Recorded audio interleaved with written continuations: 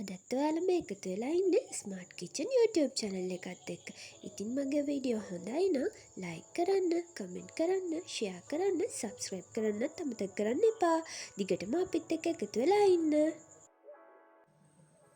ඔන්න ඉතින් වෙනදා වගේම ගොඩක් රස ඒ වගේම ටිකක් වෙනස් විදියක රෙසිපි එකක් තමයි අද අරගෙන ආවේ.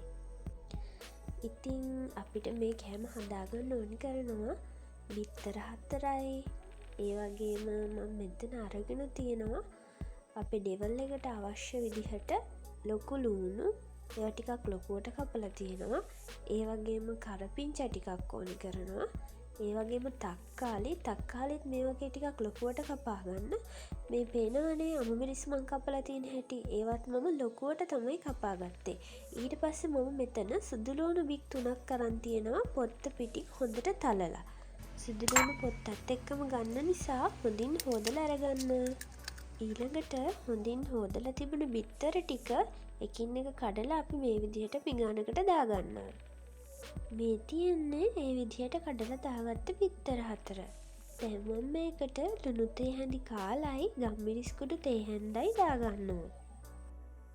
ඊට පස්සේ ගම්මිරිසි ලුණුයි හොඳින් මික්ස් වෙන්න බිත්තරේ හොඳට බීට් කරගන්නවා. බිත්තර ටික හොඳින් මික්ස් කරගත්තට පස්සේ මේ වගේ ඇලුමිනියම් බොක්ස් එකක් අරගෙන බිත්තර ටික ඒකට දාගන්නවා.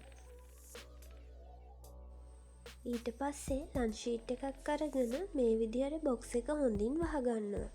දැන් මේක රයිස් කුකර් එකේ තියලා හුමාලයෙන් හොඳින් තම්බ ගන්නයි යන්නේ. ඉතින් මේක ගොඩක් ඉක්මනින් තම්බ ගන්න පුළුවන් අපි කලින්ම වතුර එක රත් වෙන්න තියලා තිබුණා. මම දැන් මේ විනාඩි 15කට පස්සේ තමයි රයිස් කුකර් එකේ පියන ඇරලා බලන්නේ. අපි දැන් ලන්ච් ෂීට් එක ඉවත් කරන්න යන්නේ. මේ බලන්නකෝ මේක හොඳින් තැම්බිලා තියෙන හැටි. හොඳින් තම්බගත්ත බිත්තර එක පිඟානකට දාලා මේ විදිහට කෑලි වලට කපා ගන්නවා. දැන් මම මේ කෑලි ටික බෙද ගන්නයි යන්නේ.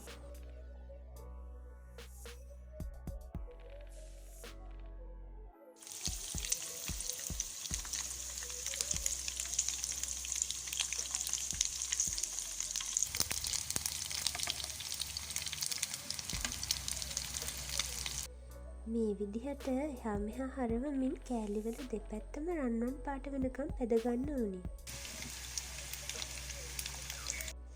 දැන් මේ ඔයාලට පේන්නේ මම බෙදගත්ත බිත්තර කෑලි ටික. මේ පාට වෙනකන් තමයි ඔයාලත් බිත්තර කෑලි ටික බෙද ගන්න ඕන.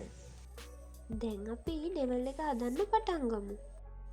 තෙල් ටික රත් වුණාට පස්සේ මුලින්ම අපි ඒකට තලාගත්ත සුදු ලුණු ටික දාගන්නවා.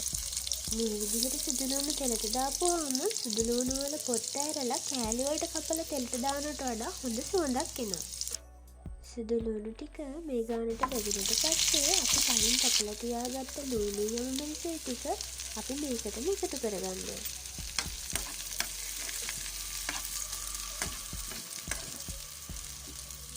ලුණු යම් මිරිස් ටික ටෙම්පරාදු වුණාට පස්සේ අපි ඒකටම කෑලි මිරිස් කුඩු තේ හැටි භාගයයි කහ කුඩු ස්වල්පයයි රස අනුව ලුණු ටිකකුයි එකතු කරගන්නවා. ඒ ටික හොඳින් කලවම් කරලා ඊළඟට අපි කරපිංචයි තක්කාලි දාගන්නවා. තක්කාලි දැම්මට පස්සේ අපි මේක ගොඩක් වෙලා ලිපේ තියන්නේ. මොකද එහෙම වුණොත් තක්කාලි තැම්බිලා ඒකේ ලස්සන පෙනුම නැති වෙලා යනවා.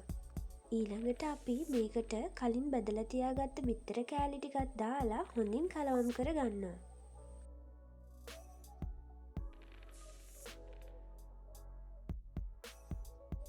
දැන් ලිප නිවලා අපි මේකට සෝස් ටිකක් එකතු කරලා ආයෙත් පාරක් හොඳින් කලවම් කරගන්නවා.